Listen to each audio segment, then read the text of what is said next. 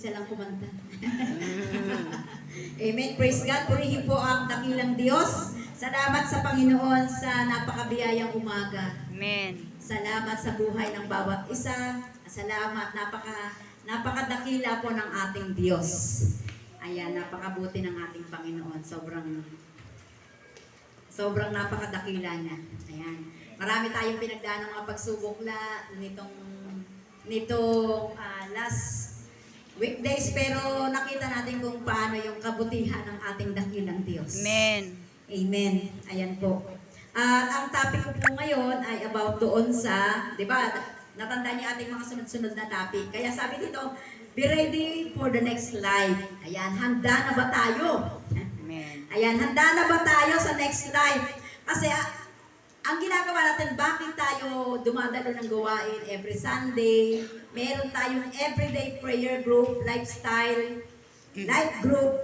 Kasi ito yung ating paghahanda. Amen. Anumang oras dumating ang ating Panginoon or anumang oras tayo ay pumunta sa ating Panginoon. At hindi natin ito dapat na binabaliwala. Kasi sabi nga, ang ating buhay ay maikli lamang. Para lamang itong sabi ay aso o yung usok. Minsan pumapailang lang at minsan ay nawawala na. At mapapansin natin, paiba-iba ang mga nangyayari. Minsan may mga bagong sakit. Pero pati mga sakit nagagawa na rin, di ba? Biglang may mga digmaan, iba't ibang mga bansa.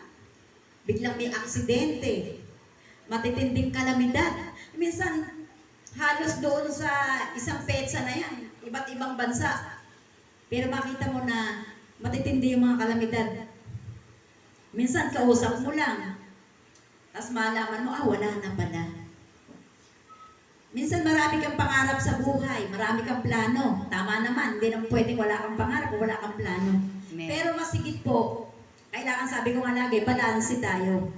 Naghahanda rin tayo doon sa buhay na hahantungan ang ating kaluluwa pagdating, siyempre doon sa next life. Amen. Ayan, di ba? Ang sabi sa Hebreo 9:27, itinakda sa mga tao ang mamatay na minsan at pagkatapos ay ang paghuhukom.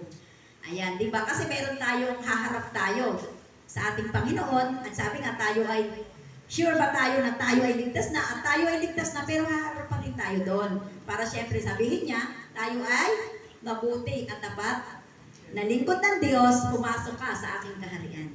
Amen. Paano kung hindi natagpuan ang iyong pangalan doon sa aklat ng buhay? Ayan. At sabi nga doon sa Hebreo 10:26-27, ano sinasabi niya? Minsan lamang si Jesus Christ namatay at inako yung ating mga kasalanan. Minsan siya tayo naging ating tagapagligtas. At pag ito ay nabitawan pa natin, ano na lang yung naghihintay sa atin? Kakilakilabot na paghukom at ano yung una yan? Naglalagam-gam na apoy na tutupok sa mga kalaban ng Diyos. Kaya po sabi nga, kailangan yung ating ginagawang paglilingkod sa Panginoon ay hindi lang easy-easy. Kailangan ito ay laging everyday excited ka doon sa gawain ng ating Panginoon. Ayan, hindi parang, ay okay lang kasi inutusan ako. Ay ano lang kasi kailangan